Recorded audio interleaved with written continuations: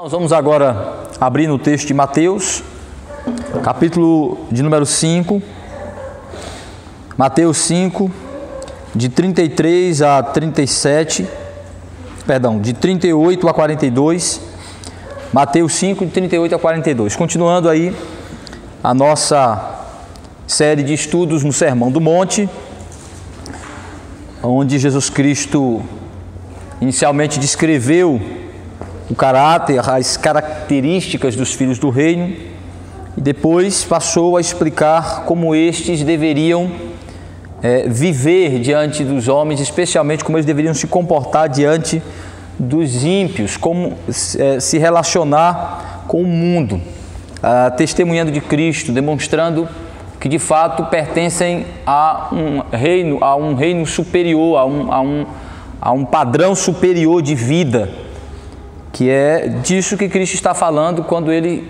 disse aos seus discípulos que a justiça deles deveria exceder a dos escribas e fariseus, ou seja, um comportamento que refletisse a superioridade da justiça de Cristo neles, do Messias neles, do Mestre neles, a justiça que vem do alto, que de fato justifica o pecador e o santifica gradativamente na sua relação e identificação com o seu mestre, na sua caminhada de fé com o seu mestre.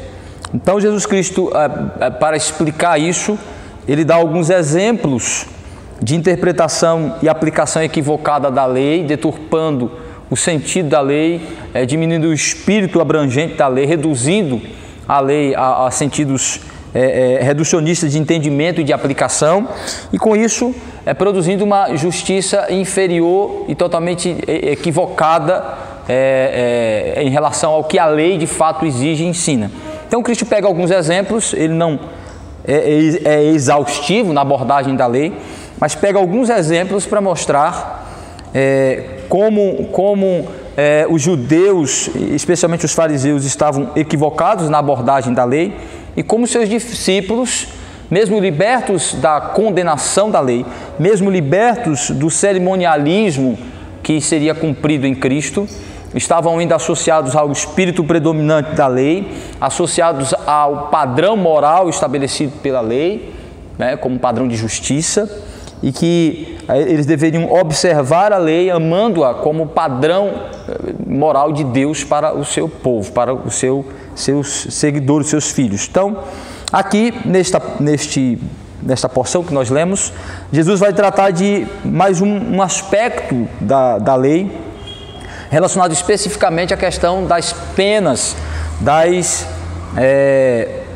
da retribuição, da parte da lei que fala a respeito da restituição, da retribuição quanto aos malfeitores, quanto aos atos cometidos, aos crimes cometidos pelos homens. Jesus invoca o ensinamento mosaico a respeito da lei chamada lei do talião ou de talião, que na realidade é uma lei que fala da restituição, da retribuição, de como os indivíduos devem ser punidos diante dos seus feitos, diante das suas ações. E Cristo vai condenar a interpretação equivocada dessa lei, deste princípio que Moisés adotou para ser um padrão de referência do Código Penal em Israel, do Código Civil em Israel, da aplicação de penas, e como eles deturparam o uso que Moisés fez desta lei, quando a aplicava para as questões gerais da vida humana, da relação humana, da ação e reação dos indivíduos diante do que é feito contra eles. Então, o que é que Jesus está tratando aqui especificamente? Deste princípio da retaliação, da retribuição, que acabou sendo usado para fomentar, para alimentar um espírito de vingança pessoal, de justiça com as próprias mãos, que Cristo vai condenar e mostrar que seus discípulos devem ter uma postura de espírito excelente, de grandeza espiritual, tendo uma postura diferente ao lidar principalmente com as ofensas pessoais, com aquilo que é dirigido especialmente aos indivíduos. Nós vamos ver o que Jesus trata especificamente. Então, para a gente entender nós vamos mais uma vez usar aquela tríade, aquela maneira que a gente estava usando de abordar, de analisar as 3 abordagens sobre o assunto, a da lei mosaica, a dos fariseus e a de Cristo, né? Então, a primeira abordagem, que é a da lei, onde Cristo de alguma forma está fazendo menção, está se referindo não ao seu sentido, mas ao seu uso, né? Então, Cristo faz referência ao princípio da lei do talião, ou da retaliação, que Moisés usava, e aí ele cita, né, na primeira parte, no versículo 38, ouvistes que foi dito, olho por olho, dente por dente. Então, de alguma forma, Cristo está citando Moisés, mas mais do que citando Moisés, ele está citando a interpretação que se fazia de Moisés. Então, o que é que a lei mosaica ensinava sobre o princípio da retaliação? Nós vamos ler 2 textos que serão suficientes, que está em Êxodo, capítulo 18, o primeiro texto está em Êxodo 18, onde nós vamos ver que a lei do talião, ou a lei de talião, a lei da restituição, da retaliação, ela não era para ser usado indiscriminadamente pelos indivíduos, mas era o padrão de referência para a corte de juízes julgarem os crimes, as faltas cometidas pelo povo no sistema civil, na lei civil de Israel. Então vejam aí, Êxodo. De onde vem esse nome talião? É porque na realidade talião não é uma pessoa, mas um princípio de retaliação, de retaliar, né? Alguns dizem que vem dos povos, que já era uma prática nos mundos, nas civilizações pagãs, né? O princípio do talionato ou da retaliação. O código mais antigo é o de Hammurabi. Aí assim, o código de Hammurabi, aí sim, está ligado a um indivíduo especificamente. Mas talião vem de retaliar, né? De restituir, de retribuir na mesma moeda, de ser em mesma proporção, né? Esse é o princípio.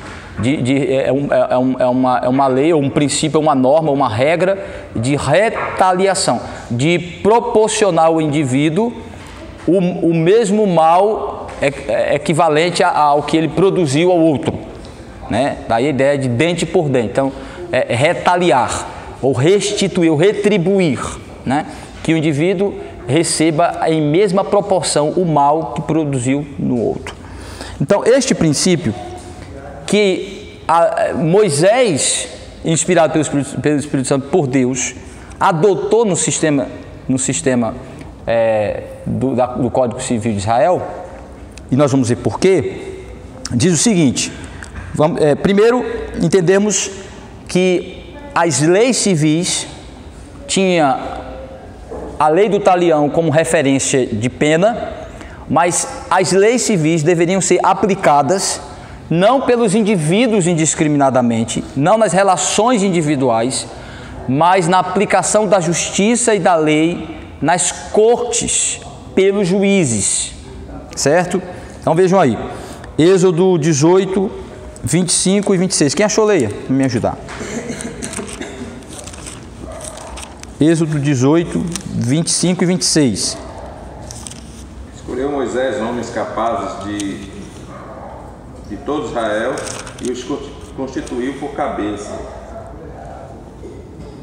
sobre o povo, chefe de 1000, chefe de 100, chefe de 50 e chefe de 10. Esses julgaram o povo em todo o tempo. A causa grave trouxeram a Moisés e toda a causa simples trouxeram a eles. Isso. 18, 25, 26. Então o que ele está dizendo? Moisés, quando Deus o constituiu mediador, ele também passou a exercer o papel de juiz. Ele era toda a corte, ele era o magistrado supremo para aplicar a lei de Deus no julgamento dos problemas do povo de Deus, certo? Aí o sogro dele, Jetro, viu o peso dessa responsabilidade e disse: rapaz, já tem homens aí, já tem gente suficiente para dividir essa carga. você procura homens aí capacitados, chefes de suas casas, de suas tribos, de seus grupos. Você separa estes homens capacitados, treina eles, coloca a lei, instrui eles, para que eles sejam capazes de promover cortes que lhe ajudem a julgar as causas do povo. Certo? Mas aí, no capítulo 23, versículo 6 a 9, há uma exortação de que esses juízes devem tomar cuidado para não serem injustos, para não fazerem as coisas conforme, não julgarem, que a corte não exceda, não fiquem além nem aquém do padrão moral, do padrão legal de Deus, da justiça de Deus, o padrão de Deus, o que é justo, que eles não julguem conforme seus próprios critérios, mas que usem a lei de Deus para promover justiça, para serem justos no julgar, certo? Então, vejam aí, capítulo 23, versículo 6 a 9. Não perverterás o julgamento do teu pobre na sua casa, da falsa acusação se afastarás, não matarás o inocente e o justo, porque não justificarei o ímpio, também suborno não aceitarás, porque o suborno cega até o perspicaz e perverte as palavras dos justos. Também não oprimirás forasteiros, pois vós conheceis o coração dos forasteiros, visto que fostes forasteiros na terra do Egito. Então aqui ele reforça a ideia de que esta lei era para ser aplicada especificamente pelas cortes, pelos juízes, para promover justiça. Aí no capítulo 21, 23 a 25, Êxodo 21, aqui esse termo vai ocorrer em outros textos, mas este aqui é suficiente, onde Moisés se vale da lei de talião, ou do princípio do talião, do talionato, da retaliação, dizendo assim, capítulo 21, de 23 a 25. Aqui são vários exemplos, tem vários exemplos aqui, mas esse que é dado é suficiente. Mas se houver dano grave, então darás vida por vida, olho por olho, dente por dente, mão por mão, pé por pé, queimadura por queimadura, ferimento por ferimento, golpe por golpe. E aí vai. Então, ele vai dar uma série de exemplos de como se deve aplicar a lei da retaliação. Como esta lei de talião deve ser aplicada no Código Penal de Israel. Ou seja, o que é que ele está ensinando aqui? Ele está ensinando que deve haver justiça. E como é que se deve aplicar a justiça? Para que se haja justiça no julgamento, é necessário que a pena aplicada ao faltoso equivalha de alguma forma ao dano causado por ele, para que não haja nem se exceda, nem se pratique a impunidade. Para que se haja justiça, é necessário primeiro que se apure os fatos de maneira correta, se tenha as testemunhas, se busque as informações necessárias para julgar. Segundo, ao aplicar a pena, ela deve ter a equivalência, deve ser proporcional ao dano causado. Daí a ideia de que se o indivíduo feriu um dano de perda de dente, ele também tem que perder o dente dele. A ideia não é necessariamente o mesmo ferimento, mas deve haver proporcionalidade, deve haver equivalência entre o dano causado e a pena que se vai aplicar. Daí ele dizer, se o dano for físico, dependendo de qual proporção, às vezes é necessário apenas que o indivíduo pague algum tipo de uma restituição através do dinheiro. Então ele fala também, por exemplo, aqui ele citou um exemplo da mulher que é ferida acidentalmente, uma mulher grávida ferida acidentalmente. Se o dano não for grande, é que esse indivíduo pode até pagar com dinheiro. Se for físico, ele deve sofrer alguma penalidade física. Mas se vier a óbito ou a mãe ou o filho, ele deve ser morto.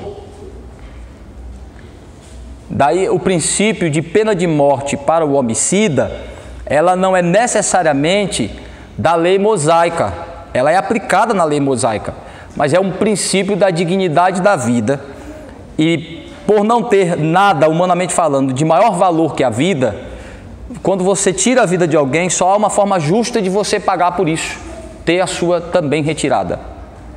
Se a pena for menor que isso, há uma injustiça, uma impunidade.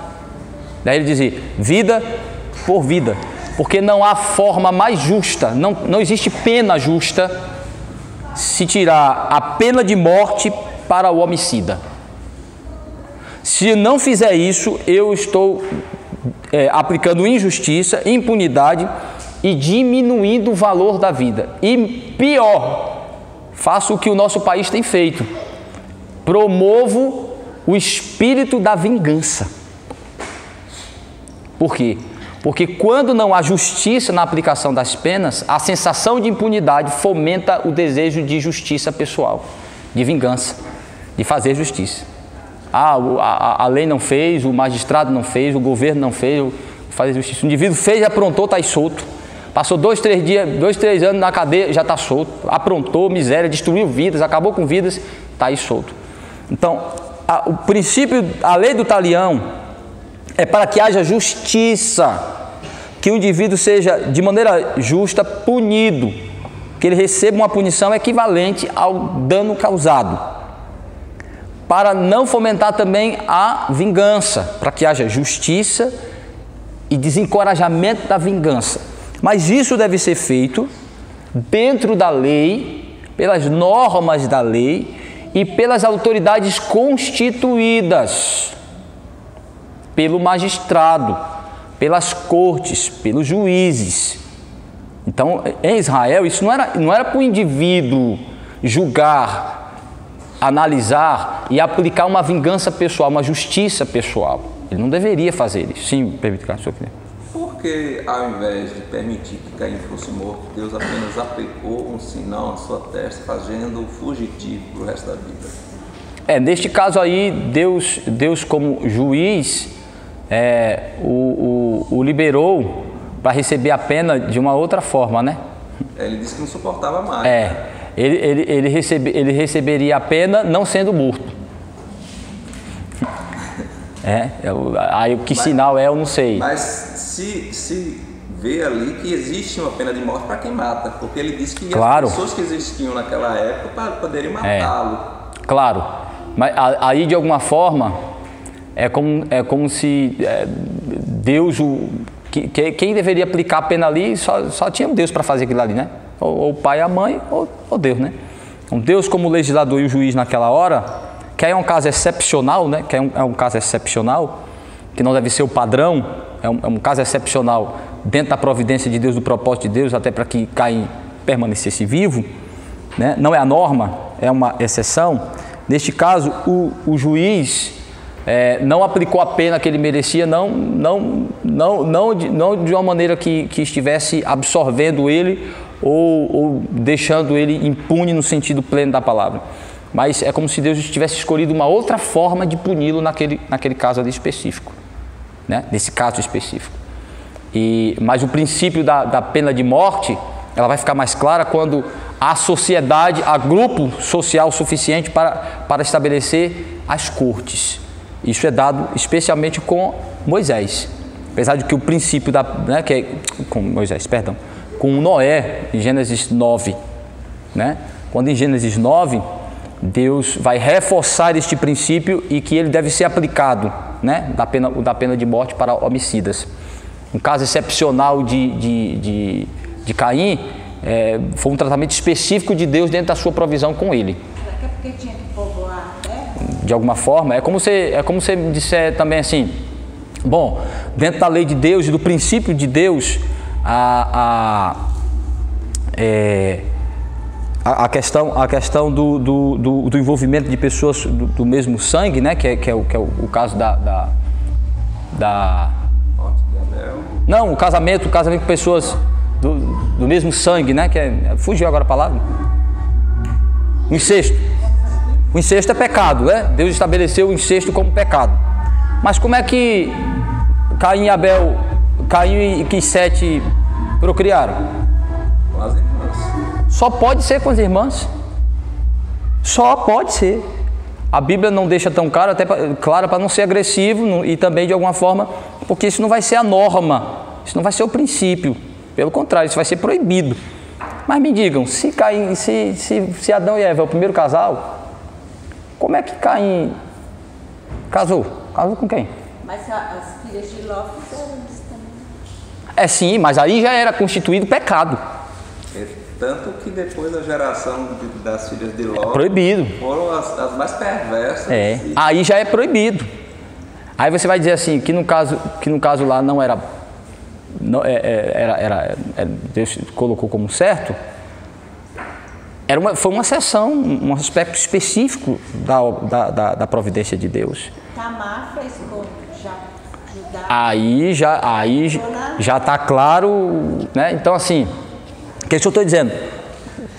São casos excepcionais que a gente precisa entender a soberania de Deus e a providência de Deus nesse sentido. Então, no caso de Caim, é a mesma coisa que você vai dizer em relação a Davi, por exemplo. Davi, dentro da norma específica, Davi não deveria ser apedrejado? Adúltero, né? E Deus o entregar ao adultério, mas ali é um tratamento especial, não de cobertura sobre ele, não, mas de alguma forma para mostrar como a misericórdia de Deus o alcança, primeiro, na vida do crente, mas também como Deus, dentro da sua providência, transferiu a aplicação da pena dele para uma outra forma. Né? Diz assim, é tanto que Natan, a primeira coisa que Natan disse foi assim: você não vai morrer por causa do seu pecado. Lembra que ele fala isso? Por que ele não vai morrer? Porque ele está dizendo assim, você não vai receber a pena de morte por causa disso, mas é o que você merece. Você não vai receber a pena. Você não vai receber pena de morte. Porém, Deus vai fazer que a morte venha de outra forma sobre sua casa. Então, aí Deus é o soberano. Ele é o juiz supremo. Ele é o próprio legislador, tá? Então, aí é um tratamento específico e tem um ensinamento redentor aí nisso, de alguma forma, tá? Que a gente, entendendo a história de Davi, a gente vai compreender. Então, são casos excepcionais que não estão dentro da norma, do que é normativo para a aplicação da lei.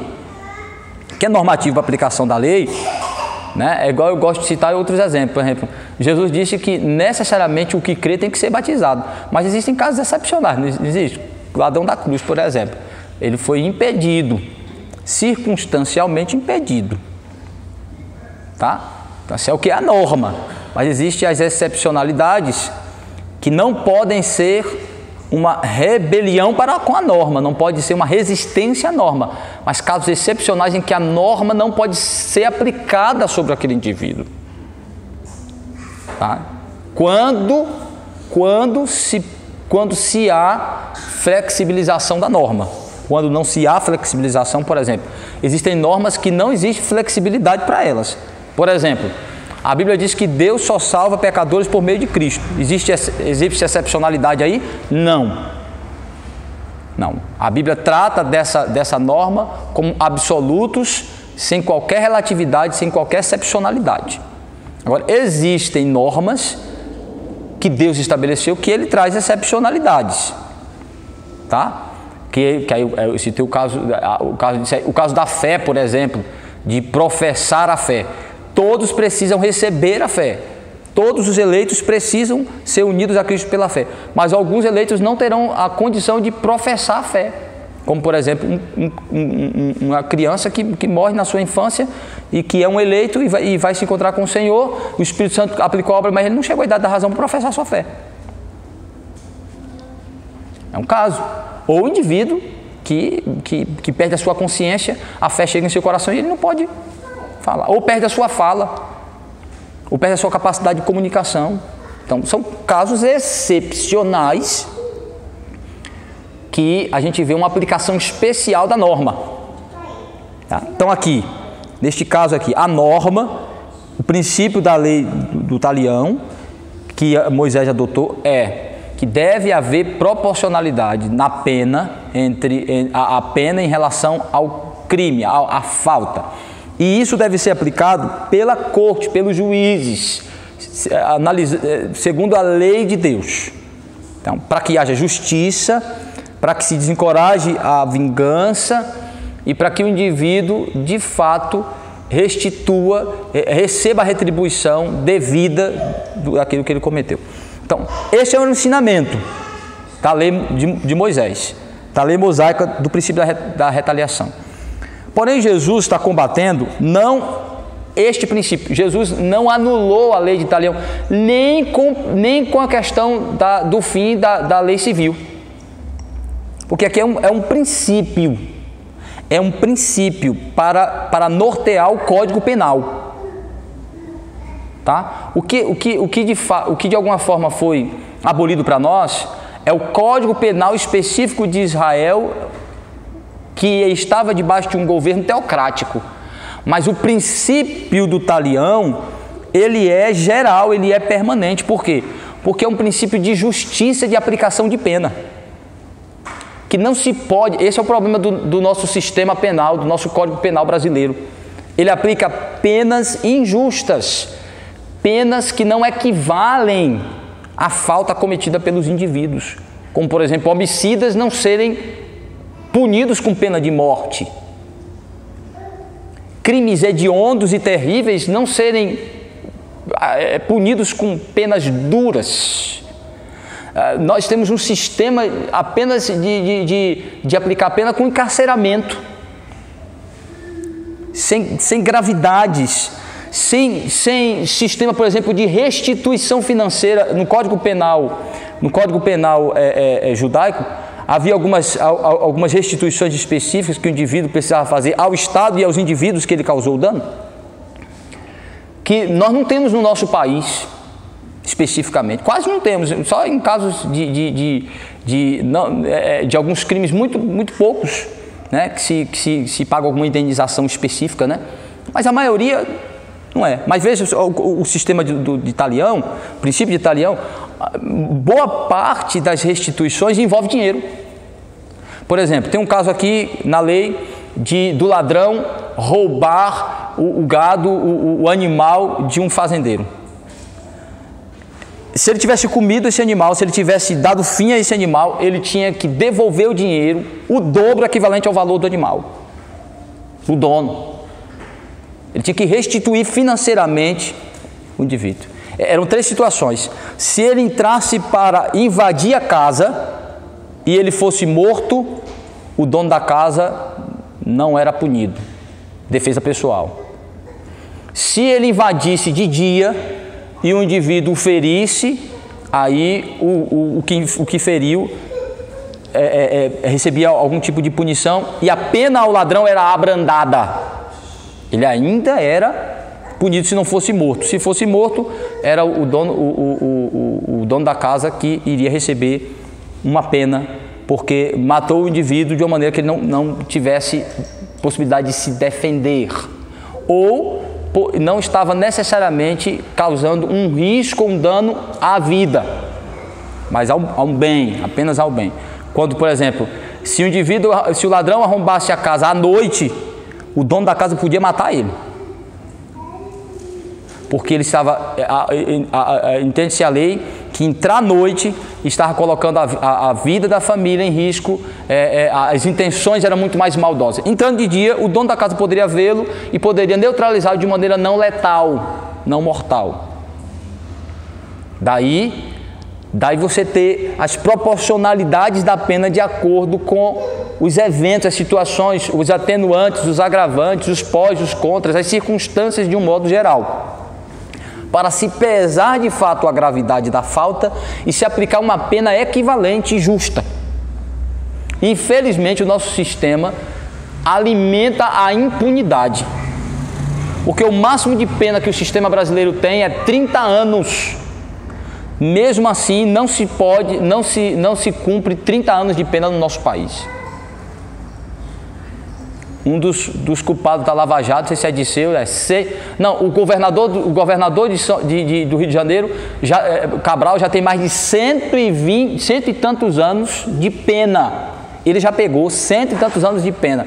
Ele não, primeiro, quando terminar toda a pena dele, tem que reduzir isso ao máximo de pena no país. Ou seja, se ele pegar 200 anos, ele for condenado a 200 anos, não tem perpétua no Brasil, deveria ter uma outra forma. Se ele pegar 200 anos, ele só pode, aí vai reduzir a 30. Já está em 200? Já está em 200. Não é 200 de possibilidade, não. Ele já está condenado a 200. Depois faz uma delação. Não, aí depois vão reduzir, porque não pode, no Brasil não pode. Não pode sentenciar essa quantidade de anos. Máximo 30. E ninguém cumpre 30, porque existem uma série de situações para reduzir essa pena aí. Cumprir um terço. Já... E tem. O que é que o nosso sistema, o nosso Código Penal gera? Sensação de impunidade. Percebemos que as penas aplicadas não equivalem às faltas cometidas, aos crimes cometidos. Daí o princípio de talião ser extremamente importante e por isso adotado pela lei de Deus, pela lei mosaica, para proporcionar justiça. Era tanto que em alguns casos, por exemplo, vou citar aqui agora, que é muita coisa, existia a cidade de refúgio. As cidades de refúgio eram tipo cadeias, eram tipo cidades cadeias para homicidas que praticaram homicídio culposo, ou seja, que mataram acidentalmente. Aí a lei cita alguns exemplos lá, né? Os dois amigos estavam na floresta, estavam cortando a lenha, estavam cortando a árvore, o machado escapuliu da mão de um e foi parar na cabeça do outro. Esse exemplo é dado lá na lei mosaica, tá? Não sei se é em Deuteronômio ou em Êxodo. Aí o machado escapuliu e, pum, acidentalmente matou o outro. Este indivíduo deveria ser direcionado para a cidade de refúgio. Por quê? Porque ele cometeu um crime culposo, ou seja, sem a intenção de... Ele não programou, ele não levou aquele indivíduo, não foi como Caim que chamou o irmão com a intenção de matá-lo. Foi um acidente, mas matou. O que é que aconteceu com esse indivíduo? Ele ia para a cidade de refúgio. Qual era o objetivo da cidade de refúgio? Ser uma prisão temporária em que ele ficaria lá aguardando a corte se preparar para julgar a sua causa, julgar que tipo de pena ele receberia, porque ele não poderia ser morto, porque a pena de morte era para homicídios dolosos, era quando o indivíduo tinha a intenção, arquitetava, tinha ódio, tinha o desejo de matar e matava por intenção de matar, por ódio, por desejo de matar. Aí o doloso, com dolo, com intenção, com maldade, com malícia, com ira, com raiva. Estes casos, eles imediatamente eram punidos com pena de morte. Aí, os homicídios culposos eram tratados da seguinte maneira: o cara ia para a cidade de refúgio. Primeiro, aí lá o sacerdote tomava conta dele, né? Havia os levitas, havia uma corte que tomava conta dele, na cidade de refúgio. Lá ele ficava, era tipo uma cadeia, esperando o julgamento dele. Mas tinha um outro objetivo: impedir que a família do morto se vingasse dele. Olha que coisa interessante. Para que a família não quisesse se vingar e matasse ele. Então que ele pudesse se livrar desse desejo de vingança. Então ele ia para esperar o julgamento justo e receber uma pena equivalente ao mal que ele cometeu. Neste caso, ele não seria morto. Ele pagaria algum tipo de indenização à família, ele receberia alguma pena mais abrandada. Por quê? Porque foi um acidente. Isso no nosso código tem, né? Doloso, culposo. Existe esse princípio de doloso e de culposo no nosso sistema. As penas é que são esquisitas, mas este princípio. O que é que Jesus está dizendo? Ele não está combatendo este princípio, e ele não é contra, ele não está destruindo este princípio. E ele deveria estar em todos os códigos penais de nações civilizadas. Princípio de retaliação justa em um tribunal. Tá? Infelizmente, a vida no nosso país é banalizada. Se você matar um ovo de tartaruga marinha, você vai preso. Mas se você cometer aborto, já não vai preso no nosso país. Tá? Então, se você maltratar um animal, todo mundo lhe destrói. Se você chutar um cachorro, todo mundo lhe destrói. Acaba com você. Mas se você maltratar um ser humano e justificar isso, é besteira. Ninguém se mete, não. Então, nós estamos tendo inversões. A vida humana tem sido banalizada. E uma das formas de banalizar a vida é atenuar as penas em relação aos crimes cometidos contra a dignidade da vida. Daí eu ser totalmente a favor da pena de morte para casos de homicídio dolosos. Isso é um princípio bíblico da dignidade da vida. E no nosso país já deveria ter pena de morte perpétua e trabalho para os indivíduos, para os bandidos, restituir as famílias que eles causaram dano e o Estado, que na verdade somos nós, né? Que bancamos o Estado.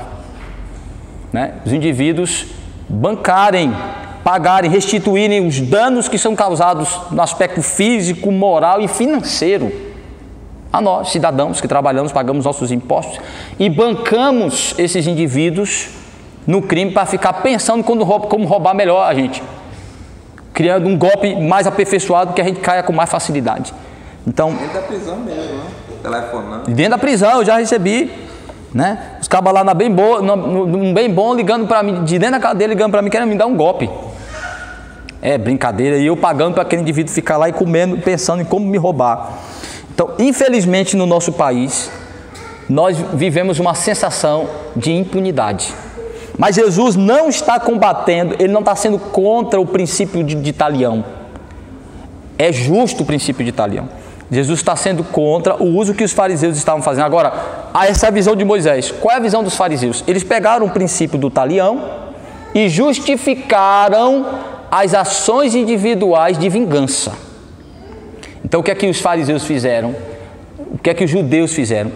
Eles passaram a justificar a vingança e a busca pela justiça pessoal em nome do princípio de talião ensinado por Moisés.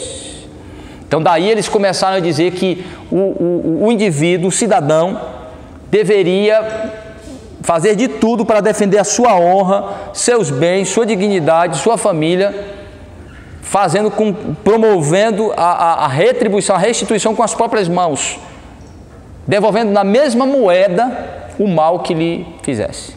Daí Jesus Cristo vai ensinar que este princípio, a aplicação do princípio está errado. Ele vai mostrar para os seus discípulos qual deve ser o espírito deles, qual deve ser a disposição deles ao lidar com as ofensas pessoais. Então, primeiro, o que é que Jesus não está ensinando? Jesus não está ensinando que o princípio de talião para a corte e os juízes é errado, que as cortes, ao julgarem os homens, não devem lhe dar penas duras se os crimes forem graves, que devem ser brandos ou então absorver, ou fazer como alguns estão dizendo, desmilitarizar a polícia, tirar as armas e botar a flor, a pombinha e tentar resolver todos os crimes dialogando. Que não se deve nunca usar a violência ou a força para retrair o mal. Não. Jesus não está ensinando isso. Primeiro porque Jesus, quando ele fala sobre o uso da força pelas autoridades, pelo magistrado, o uso da pena de morte, Jesus não é contra. Mas Jesus está dizendo que ela só é justa e válida no seu lugar certo, aplicada no seu lugar certo. pelas autoridades constituídas, usando a lei, fazendo justiça, julgando de maneira justa e correta. Então, Jesus diz que a autoridade que Roma usava para retrair o mal era certo, que a espada para punir os maus era correta. Paulo vai dizer que o magistrado civil é instrumento de Deus, é ministro de Deus para punir os maus e honrar os bons, louvar os bons. Então, quando a Bíblia fala sobre o papel da polícia, do magistrado, das cortes, dos juízes, é válido a aplicação da pena dura, o uso da força para a retração do mal, as guerras legítimas, quando Cristo fala da legitimidade de guerras que combatem os corruptos, os maus, os loucos, os déspotas, os terroristas. Então, Jesus não está falando da postura do Estado diante do mal, diante da violência, diante das transgressões da lei, e nem as autoridades constituídas. Ele está falando aqui dos seus discípulos, de qual deve ser o espírito dos seus discípulos ao lidarem com as ofensas pessoais dirigidas a eles. Como eles devem reagir às ações dirigidas contra eles, que atacam a dignidade, a honra, o físico, os bens, a liberdade, a vida deles, que eles deveriam mostrar um espírito mais excelente, ou seja, uma disposição de sofrer danos em nome de Cristo, da honra a Cristo e da identificação com Cristo. Então vamos ver rapidinho aqui alguns exemplos que Jesus dá disso. Então ele vai dizer assim: ouviste o que foi dito olho por olho, dente por dente? Falando da aplicação da lei do talião, que Moisés se valeu dela, tirada do seu contexto de magistrado, tirada do seu contexto de corte, e dando aos homens o direito de sempre resistir e retribuir o mal com o mal, e de retribuir na mesma moeda o que ele faz, de reagir na mesma proporção das ações dirigidas a eles. Jesus vai dizer: mas eu, porém, vos digo. Agora, tratando de como eles devem demonstrar que tem uma justiça excedente, superior. E ele vai lidar com alguns exemplos específicos. Então, o primeiro exemplo que Cristo vai dar é o exemplo do tratamento com a dignidade pessoal. Então ele diz assim: eu, porém, vos digo, não resistais ao perverso, mas a qualquer que te ferir na face direita, volta-lhe também a outra. Apesar de Cristo falar de que não se deve resistir ao perverso, aqui ele não está falando do perverso que é o criminoso no modo geral. Não é o perverso o criminoso. Primeiro, Jesus não está condenando a defesa pessoal quando alguém vier me atingir com a violência, ou porque quer me matar, ou porque quer me roubar, que eu não posso nunca me defender em aspecto nenhum. Ele não está falando disso necessariamente, tá? Apesar de que em alguns momentos é mais sábio você não resistir, porque você não tem como resistir, porque não é lhe dado o direito de legítima defesa. Mas Jesus não está falando aqui de legítima defesa de criminosos, de quem quer cometer um crime contra você. Jesus está falando especificamente das ofensas que está relacionado ao insulto, à humilhação. Vejam aí: eu, porém, vos digo, não resistai ao perverso, mas a qualquer que te ferir na face direita, volta-lhe também a outra. A posição em que Cristo está falando dessa bofetada na face, ela, na posição de face direita, indica que este esbofeteamento, este tapa, tem a ver com um tapa dado com o dorso da mão e não a palma da mão.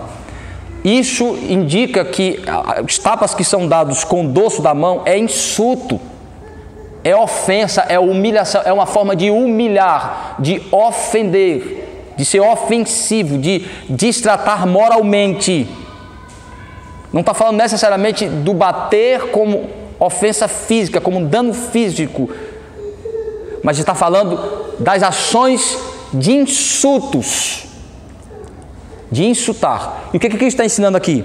Que nós não devemos, que os discípulos não deveriam ser tão ávidos na sua defesa pessoal, não deveriam ter um apego tão grande em defender a sua honra e a sua dignidade excessivamente. O que significa isso?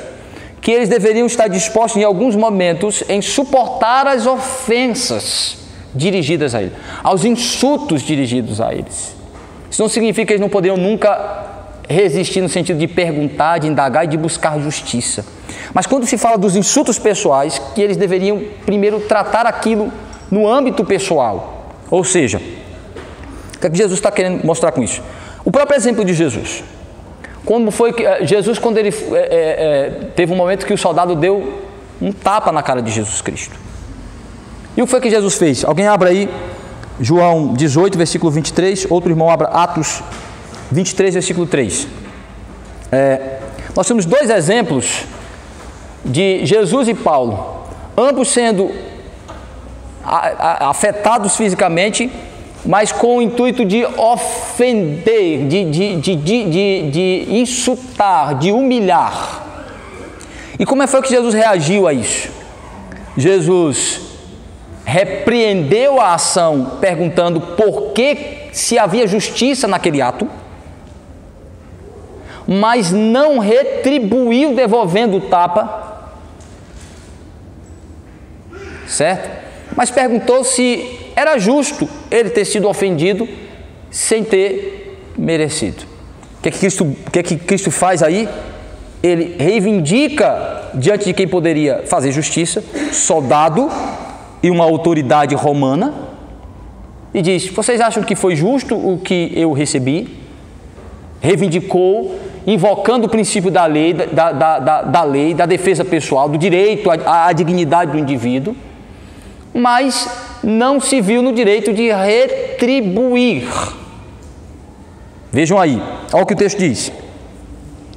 Quem achou ler? João 18, 23. Replicou-lhe Jesus: se falei mal, dá testemunho do mal, mas se falei bem, por que me feres? O que Jesus está fazendo aí? Ele foi esbofeteado, mas ele ficou calado quando ele foi esbofeteado? Não. Ele reivindicou, mas reivindicou o quê? Justiça. Tratamento justo, digno a ele. Ele percebeu que não teve, mas reivindicou, mas fez valer o seu direito de reivindicar a justiça e dizer assim: vocês acham que foi justo? Eu fiz alguma coisa para merecer isso? Eu ofendi a autoridade, eu fui desrespeitoso, eu insurgi contra a autoridade para merecer isso?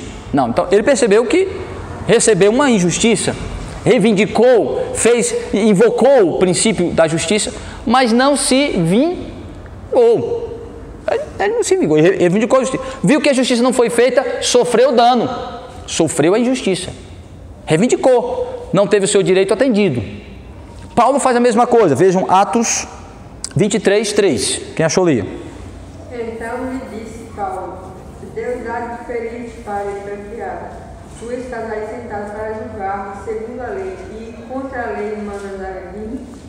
Deram também um tapaço em Paulo. Aí Paulo disse assim: tá, eu não fiz nada, mas vocês fiquem tranquilos, porque Deus vai trazer juízo sobre vocês, justiça sobre vocês. Vocês vão ser feridos. Vocês me bateram sem eu ter feito nada. Então, Paulo, de alguma forma, também está demonstrando que houve injustiça no tratamento a ele. Ele reivindicou, por exemplo, ele foi lá para Roma porque ele reivindicou, ele disse: eu quero ser julgado na corte romana, eu quero ser julgado por César, eu quero estar...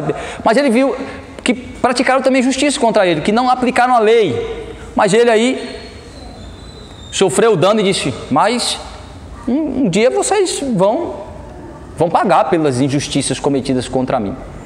Jesus, de alguma forma, está ensinando isso aqui. Ele está dizendo assim: ó, quando se tratar dos insultos dirigidos pessoalmente a vocês, não sejam tão rápidos na defesa da dignidade pessoal de vocês. Estejam dispostos a, muitas vezes, sofrer o dano dos insultos para me honrar.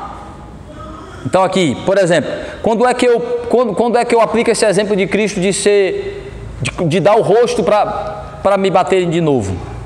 Jesus não está dizendo que eu devo pedir o outro para me bater quando ele me bater. Rapaz, tu só bateu de um lado, bate aqui do outro para ficar igual. Jesus não está ensinando isso.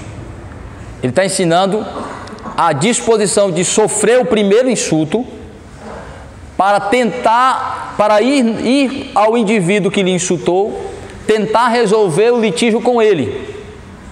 Perguntar, por que você fez isso? Confrontá-lo com a justiça e com a lei, interessado não em defender-se a si mesmo, mas em primeiro lugar defender a lei, a justiça, o direito. Porém, quando você procura o indivíduo e tenta resolver a ele, não para retribuir, mas para tratar, você se expõe a sofrer de novo, porque ele pode lhe insultar segunda vez. Por isso que Jesus disse, se teu irmão pecar contra ti, vai procurá-lo. Vai lá falar com ele. Então Jesus fala que às vezes quando formos insultados, quando formos agredidos, devemos procurar o agressor para tentar resolver com ele à luz das Escrituras, confrontá-lo com a palavra de Deus para que ele se arrependa, para que ele confesse. Mas eu posso me deparar com alguém impenitente, não disposto ao arrependimento e disposto a me causar o dano de novo.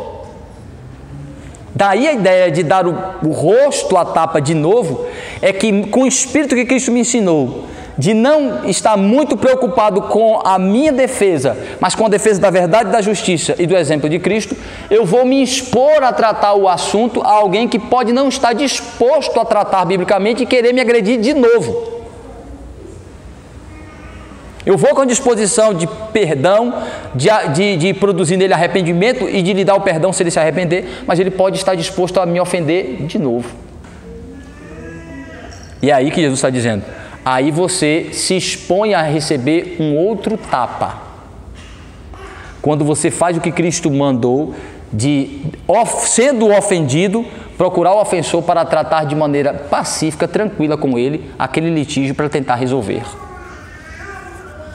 Então é isso que Jesus está dizendo, que esse é o espírito superior dos seus discípulos, que eles estão muito mais preocupados em salvar aquele indivíduo de seu pecado, de estabelecer a paz por meio da justiça, da lei, do direito, e não muito em pensando somente em defender-se das ofensas, em defender a sua honra e sua dignidade. Para fazer o que é certo, para fazer o que Cristo manda, você muitas vezes pode se expor a um ataque feroz à sua dignidade, à sua integridade física e moral. É isso que Cristo está ensinando. Então, por isso que ele diz, quando baterem em uma face, exponha-se, corra o risco de ser ofendido na outra. Porque o que Cristo manda você fazer em relação às ofensas pessoais, lhe expõe a ser ofendido de novo. Então ele diz, mas o que é que os fariseus ensinavam? Não, se o cabo lhe deu um tapa, você dá outro tapa na cara dele. Lhe ofendeu, lhe insultou, insulta também. Lhe xingou, xinga de volta. Jesus disse, não, esse não é o espírito excedente, não é a justiça superior dos meus discípulos. Eu reivindiquei em nome da justiça, mas não me deram o direito, então eu sofri o dano das injustiças, esperando o dia que Deus faria justiça no tempo correto sobre eles. Isso significa que a gente não pode reivindicar, que a gente não pode falar, que a gente não pode... Sim, mas dentro da justiça, da normalidade, primeiro, tratando-se dos indivíduos, do diálogo e da invocação da consciência dele em relação à justiça. Se ele não se dobra a estes princípios, você sofre o dano, afasta-se e espera a oportunidade que Deus lhe der para tratar aquilo, ou para trazer verdadeira disciplina sobre aquele indivíduo. Então, aqui ele está falando que nós não devemos ser tão apegados na defesa de nossa dignidade. O segundo exemplo que Cristo dá, primeiro da dignidade. Fui ofendido de uma maneira muito grandiosa, mas eu me exponho a tratar a ofensa de maneira bíblica, de maneira pacífica, tranquila e de acordo com a lei e a justiça, e posso me expor a ser ofendido de novo. O segundo exemplo que Cristo dá é em relação aos direitos. Somos muito estimulados a defender e buscar direitos. E depois das orientações, das instruções e das informações, né, dos códigos de direito de direito civil, direito do consumidor. A nossa Constituição Federal ela é cheia de direitos para o cidadão e pouco dever, e pouca orientação de qual é o dever do cidadão. São poucos deveres que o cidadão brasileiro tem na Constituição. Agora, direito é um monte de coisa. Mas esse é o problema. É que a gente fica muito cheio de direito e esquece dos nossos deveres. E Jesus está ensinando que, como cristãos, como seus discípulos, não devemos ser tão apegados na defesa de nossos direitos, porque às vezes precisaremos abrir mão de direitos em nome do amor próximo, do amor a Deus, do amor ao Evangelho, do bom testemunho e de suportar os danos em nome de Cristo. Jesus fala, por exemplo, Paulo fala em 1 Coríntios 6, de irmãos que estavam com problema entre eles e que, em vez de sentar para resolver como cristãos, que tinham total respaldo e condição para tratar como cristãos, foram tratar nos tribunais humanos. Aí Paulo disse: é uma vergonha para vocês, sendo que vocês têm uma condição superior como cristãos, tem a igreja, tem as autoridades, tem a palavra de Deus, tem o Espírito de Cristo, tem o coração convertido, tem a regeneração, tem o Espírito, tem a fé, tem a palavra. Vocês poderiam resolver isso, tem o amor que dispõe a sofrer o dano. Aí Paulo disse: vocês, em vez de resolver tendo superior condição, foram resolver pelo orgulho e a soberba, foram resolver nos tribunais humanos. Aí Paulo diz: para a vergonha de vocês. Para a vergonha de vocês. Será que não tem alguém aí que possa arbitrar, que possa mediar este conflito em vocês? E digo mais, se não tivesse ninguém que pudesse mediar este conflito em vocês, será que não tinha um de vocês condições de sofrer o dano pelo amor à causa de Cristo, para não trazer escândalo e vergonha à causa de Cristo? Disposição de abrir mão do seu direito, esperando uma hora, um tempo bom e correto para a justiça ser feita, para o direito ser estabelecido? Será que não tem ninguém que se dispõe a abrir mão de seus direitos para sofrer o dano, para não causar uma vergonha ao nome do Evangelho, o nome de Cristo? Então Paulo fala sobre isso, sobre a disposição muitas vezes de abrir mão de direitos constitucionais, legais, bíblicos, em nome do Evangelho, em nome de uma boa oportunidade futura para resolver aquilo de maneira bíblica. Vejam aí. Aí Jesus disse, versículo 40: ao que demandar contigo e tirar-te a túnica, deixa-lhe também a capa. A palavra traduzida para demandar no aspecto jurídico. Quem te denunciar ou quem te processar, aqui é uma questão jurídica, aqui é uma questão legal. Quem te processar, quem te colocar na justiça, colocar demanda é isso. E aí havia algumas orientações na lei de Moisés, por exemplo, em relação a demandas de bens materiais ou de roupas. A pessoa denunciar a outra para exigir que ela devolva roupas que ela considera ser dela, por exemplo, ou que é de sua posse.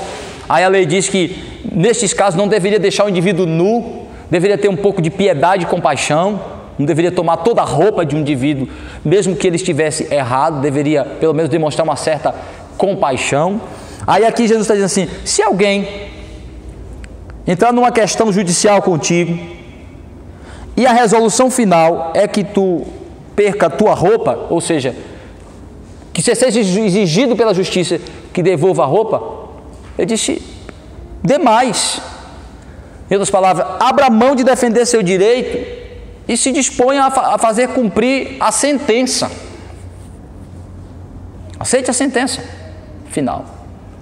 O que Jesus está ensinando com isso? Se você ouviu a sentença final, a lei deu aquela sentença, uma maneira de você mudar isso seria pela própria lei. Mas se a justiça não lhe der mais direito de reivindicar, direito de que você sofra o dano de ter ouvido uma sentença injusta. Ele está falando em relação aos cristãos. Enquanto você puder recorrer dentro da lei, enquanto você puder, dentro dos trâmites legais, defender seu direito, bem, expirou todo o recurso de tentar reivindicar seu direito, acalme-se e sofra o dano de ter seus direitos cerceados, tirados de você. Descanse em Deus, espere nele. Sofra o dano de ter seus direitos tirados, de ouvir uma sentença injusta sobre você. Então ele diz assim, quando demandarem, em vez de ser tão apegado em defender seu direito, ele disse, dê até mais. Jesus está dizendo, dê até mais. Lhe deram uma sentença dizendo que você deveria fazer tal restituição, dê até mais, se for o caso. Não seja, em outras palavras, Jesus está dizendo, não seja tão apegado à defesa de direitos. De direitos. Quem mais tinha direito do que Jesus Cristo? E de quantos direitos ele abriu mão? Quantos ele abriu mão? De muitos. Pela causa da obra da redenção, pela obra que Deus o colocou em sua mão. Então, ele está dizendo, tenha o mesmo espírito do seu mestre. Enquanto lhe der a abertura de você reivindicar que a justiça e a lei se faça, beleza. Expirou todos os recursos, a justiça lhe sentenciou e você acha que a sentença é injusta? Fique calmo, descanse em Deus, sofra o dano, atenda à reivindicação final da pena que foi imposta sobre você. Descanse em Deus e espere nele. Veja assim, aceite aquela decisão do momento. Então ele está dizendo, não sejam tão apegados em defender direitos, porque às vezes os cristãos, para testemunhar de Cristo, terão seus direitos retirados, cesseados, serão injustiçados, receberão sentenças injustas, não terão seus direitos atendidos, sofrerão danos. Então o cristão não pode ser tão apegado em defesa de direito. E a gente fica, porque é meu direito, eu morro ali, eu seguro, aí eu vou onde for, eu vou no Supremo, eu vou em tudo como for. Meu amigo, tenha calma, não seja tão apegado em defender direito. Em certos momentos o Senhor quer que você sofra o dano de ter seus direitos não atendidos. É isso que Jesus está dizendo. Quando se trata de você pessoalmente, como cristão, não seja tão apegado em defender direito, apesar de que não é errado defender direito, mas não seja tão apegado a isso, não seja tão decidido a isso. Muitas vezes é necessário sofrer o dano de não receber, de não ter atendido o nosso direito. Então Jesus trata esse aspecto. O terceiro é a respeito da liberdade, de não ser tão apegado à defesa da liberdade. Ele diz, versículo 41, se alguém te obrigar a andar 1 milha, vai com ele 2. Jesus tem em mente a seguinte prática. No mundo antigo, as nações que conquistavam outras nações nas guerras, elas tinham o direito de ter o controle sobre aquela nação e exigir que os cidadãos que foram conquistados pudessem servir à nação conquistadora. No caso de Israel, por exemplo, Roma havia conquistado aquela região da Palestina. Israel estava sob o domínio dos romanos. Então, eles tinham o direito de exigir que os cidadãos judeus pudessem atender às exigências dos romanos, inclusive ser, a qualquer momento, chamados para carregar cargas, para servir a Roma em algum momento específico, em alguma hora do dia, como, por exemplo, carregar cargas. Eles tinham a obrigação de caminhar 1000 passos, que é 1 milha. Cada judeu tinha a obrigação de chamado durante o dia, um soldado dizer, rapaz, pega essa carga aqui e leve. Ele tinha a obrigação de caminhar 1 milha, ou 1000 passos.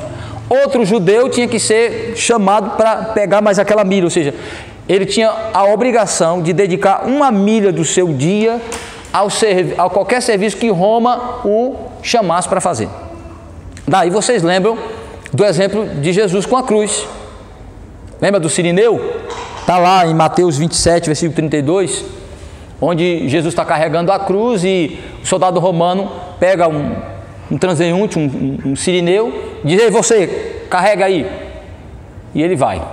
Jesus está dizendo o seguinte, que nesses casos em que a liberdade de vocês está sob uma certa limitação, há um cerceamento de liberdade, não sejam tão apegados na defesa de sua liberdade. Às vezes a liberdade vai estar em um certo limite. Mas o que Jesus está dizendo não seja tão apegado em defender a sua liberdade. Seja muito mais preocupado em cumprir com suas obrigações, pois quando você tiver a oportunidade de reivindicar o direito à sua liberdade, você estará mais respaldado como um cidadão obediente, como um indivíduo que faz além de sua obrigação. Daí ele dizer, é o dever, é a obrigação de cada cidadão dominado andar 1 milha nessa cultura, nesse princípio aí. Ele diz, ande 2, vá além de sua obrigação, vá além do que ele está lhe exigindo fazer. Tem o espírito brando de dedicar mais do que está lhe exigindo. Porque isso lhe dá, de alguma forma, um respaldo que mostra o espírito em que você está muito mais preocupado do que sua liberdade, você está preocupado com a justiça, com o que é certo, com o que é correto, com fazer o correto, de ser um cidadão correto, um ser humano correto diante de Deus. E ir além do que se manda fazer. Jesus falou sobre isso quando ele contou lá a parábola dos servos, quando ele diz que quando o servo vem e faz a sua obrigação, o seu Senhor não deve lhe agradecer, porque ele não fez mais do que sua obrigação. Aí Jesus ainda disse assim, quando vocês fizerem tudo o que eu vos ordenei, ainda digam, somos servos inúteis, porque só fizemos o que era a nossa obrigação. O que é que Jesus está ensinando aqui? Que muitas vezes, apegados demais ao nosso direito e à nossa liberdade, nós ficamos aquém no que diz respeito ao desempenho de nossas funções. Nós ficamos apenas dentro do obrigatório, do que se nos é obrigado a fazer. Estamos tão preocupados com a questão de liberdade que nós não suportamos regras, normas, limites. Queremos nos ver totalmente livres para dizer o que fazer, como fazer, a hora que fazer. Não gostamos da ideia de estarmos presos a normas, às regras, a autoridades, a qualquer tipo de subjugação. Queremos sempre ser livres para ser o dono da nossa vida, da nossa história. Jesus diz, pelo contrário, muitas vezes cerceados em vossa liberdade, subjugados e oprimidos, é a oportunidade de vocês mostrarem que, mais preocupados do que com a liberdade de vocês, com o direito de vocês, vocês estão preocupados em fazer, em ser vistos aos olhos de Deus como alguém que está fazendo além da obrigação, quer fazer o que é certo de uma maneira melhor, quer fazer o melhor, quer se dedicar, quer fazer correto e bem e melhor. E muitas vezes nós precisamos ir além dos nossos limites de liberdade e de direito. Ter algum sacrifício pessoal nesse sentido. Então Jesus está dizendo, esse é o espírito do discípulo. Se você fica tão apegado à defesa de liberdade, esquece de cumprir com o seu dever, e o dever do cristão não é só fazer a obrigação, é ir além. É fazer bem e fazer mais. É se dedicar mais. Porque isso lhe apresenta como um espírito excelente. Em outras palavras, o romano ia olhar para um judeu e dizer assim, rapaz, você só tem a obrigação de andar 1 milha, você andou 2? Você tem meu respeito e a minha defesa. No dia que alguém lhe chamar e dizer assim, esse cara já trabalhou demais. Mas o outro ousado diz assim, não, eu só ando 1 milha e você ainda vai logo procurando o outro lá, que eu tenho que ficar livre para minha casa fazer meu trabalho. Jesus está dizendo, esse não pode ser o espírito do cristão, do discípulo, que se preocupa tanto em defender sua liberdade e seus direitos. E aí finalmente Jesus vai dar o exemplo da defesa das propriedades, dos bens pessoais. Versículo 42. Dá a quem te pede, e não voltes as costas ao que deseja que lhe emprestes. Então aqui Jesus está falando do desapego às posses, aos bens. Então aqui ele está mostrando que não devemos ser tão apegados em defender a nossa propriedade, apesar de que temos o direito de defender a nossa propriedade. Mas não ser tão apegados a ponto de não dispor os nossos bens, as nossas posses, para ajudar as pessoas em suas necessidades. Muitas vezes, quando nós fazemos o bem e assistimos as pessoas nas suas necessidades, sofremos danos e perdas. Às vezes emprestamos o que nunca mais vai voltar. Eu já falei aqui do exemplo de meus livros, eu sou muito apegado aos meus livros. Não é porque eu sou idolatro livro, não é porque eu sou pobre e preciso de livro como pastor, como teólogo, e eu compro, é muito selecionado o livro que eu compro, porque eu sou pastor pobre, eu ganho pouco, então eu tenho que comprar muito selecionadinho. Aí, livro que vai e não volta, me faz falta. Se eu tivesse uma biblioteca muito grande, que eu pudesse ter muitos livros, mas eu tenho poucos. Porém, mesmo sofrendo o dano de ter um livro importante que eu não vou poder ler mais, não voltando, eu não posso deixar de servir as pessoas nas suas reais necessidades. Se alguém, por exemplo, eu já tive danos com pessoas que de fato precisava daquele livro para lhe orientar sobre aquele assunto bíblico especificamente. Ele ajudou muito e eu entendi que ajudou, mas ela não foi responsável o suficiente para me devolver. Mas é o risco que eu corro de assistir as pessoas em sua necessidade, de ter minha propriedade perdida, danificada. E às vezes a gente não serve porque não quer ter danos, perdas e prejuízos. É óbvio que quando a Bíblia fala sobre isso, ela também ressalta o fato de que não podemos servir àqueles que já sabemos que são preguiçosos, acomodados, tá? Devemos servir as pessoas que são necessitadas, que não têm aquilo, que precisam daquilo e a gente tem como servir. Então, por exemplo, Paulo vai dizer que quem não quer trabalhar, a gente não pode ficar dando esmola para quem não quer trabalhar. A gente tem que dar esmola para quem não pode trabalhar, para quem tem real necessidade. Então Paulo diz assim, se uma pessoa não quer trabalhar, ou seja, está desempregada porque é preguiçosa, acomodada ou sanguessuga, Paulo disse, não alimente esse indivíduo porque você estará pecando junto com ele.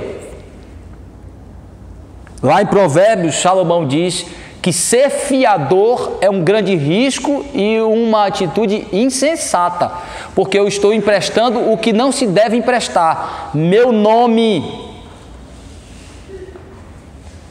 porque linha de crédito não é só crédito, é nome. Então, ele diz, isso, não faça isso, porque você estará comprometendo sua dignidade, seu nome, que só você deveria administrar. Esse tipo de coisa não se empresta. E quando se empresta, é um risco altíssimo. Então, tá falando, tem coisas que não se empresta.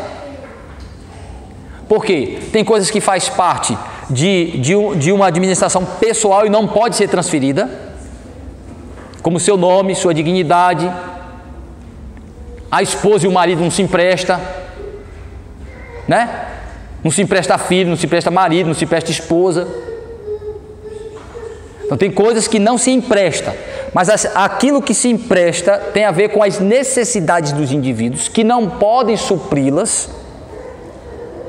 e não tem a ver com conforto e prosperidade, porque tem gente, por exemplo, que quer emprestado um sonho ou televisão de qualidade. Isso aí é conforto.